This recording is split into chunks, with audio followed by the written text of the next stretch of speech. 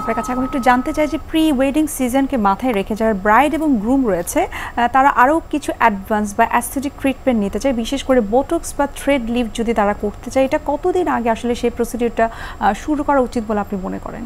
ফেসটাকে toning বা একটু slim ফেসের জন্য তারা বোটক্স, কারণ এইজের উপর ডিপেন্ড করে, কনসার্নের উপর ডিপেন্ড করে, যে অনেকে শুধু একটু চিনটাকে অগমেন্ট করে একটু ফিলার দিতে চায় বা লিপটাকে একটু এনহ্যান্স করতে চায়, হয়তো তার লিপস একটু ড্রাই বা একটু ডিসকালারেশন আছে, একটু প্লাম করার জন্য তারা ফিলার নিতে পারেন। আর বোটক্সের ক্ষেত্রে যে কোনো ইনজেক্টেবল প্রসিডিওর কখনই তো 1 সপ্তাহ আগে নেবেন না, মিনিমাম 1 মাস আগে। আচ্ছা, বা যদি সময় থাকে 6 মাস আগে একটা ট্রাই করতে পারে, মানে একটা ট্রায়াল সেশন দিয়ে তারা দেখতে পারে যে তাদের স্কিনের জন্য কতখানি এটি তাদেরকে ম্যাচ করছে। এরপরে তারা সময় করে বিয়ের 1 মাস আগে একটা টাচ আপ নিতে পারেন। আর বোটক্সের ক্ষেত্রে অনেকে একটু স্লিম ফেস, মানে একটু ম্যাসেটারটাকে করতে চায় বা একটু চোখের পাশে একটু ক্লোজ ফিট যদি থাকে সেটিকে কন্ট্রোল করতে চায়, কারেকশনের জন্য হয়তো বোটক্স এখন ভীষণ জনপ্রিয়।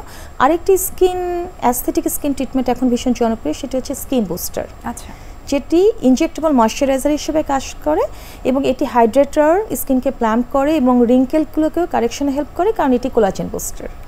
অসংখ্য ধন্যবাদ আপনাকে এত চমৎকার কিছু ইনফরমেশন আমাদেরকে দেওয়ার জন্য।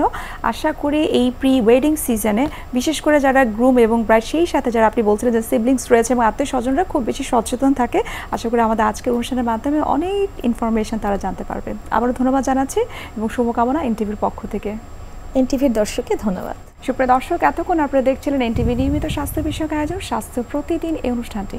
এই পর্যায়ে আমরা দেখে নিচ্ছি আমাদের আগামী পর্বে কি থাকছে। ডেন্টাল ইমার্জেন্সি হচ্ছে হুট করেই এমন একটি অবস্থা তৈরি হয় যখন তার ইমিডিয়েট চিকিৎসা না নিলে সেখান থেকে বড় ধরনের জটিলতা এবং রোগীর একটি লম্বা টাইমের অসহনীয় কষ্টের মধ্যে থাকতে হয়। যেমন প্রথমেই বলা যেতে পারে হুট করে দাঁতে ব্যথা। আমাদের পরিজন বা পরিচিতদের মধ্যে অনেকেই কিন্তু এই সমস্যাটি ভুগতে পারে, বিশেষ করে রাত্রে ঘুমের মধ্যে বা যখন শুয়ে থাকে তখন সিভিয়ার দাঁতে ব্যথা হয়ে অনেকে শুরু হয়ে, আপনি এর অনেক হিস্ট্রি পাবেন।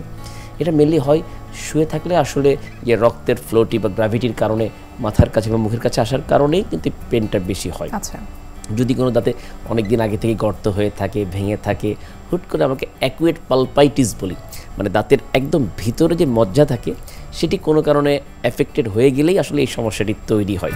বিশ্বের যে কোনো প্রান্ত থেকে যে কোনো সময় এনটিভি জনপ্রিয় অনুষ্ঠান স্বাস্থ্য প্রতিদিন দেখতে আপনারা ভিজিট করতে পারেন আমাদের পূর্ণাঙ্গ পোর্টাল www.ntvbd.com এ। এছাড়াও এনটিভির বিভিন্ন ধরনের জনপ্রিয় অনুষ্ঠান এবং নিউজ আপডেট পেতে আপনারা ভিজিট করতে পারেন আমাদের ইউটিউব চ্যানেল এবং ভেরিফাইড ফেসবুক পেজে।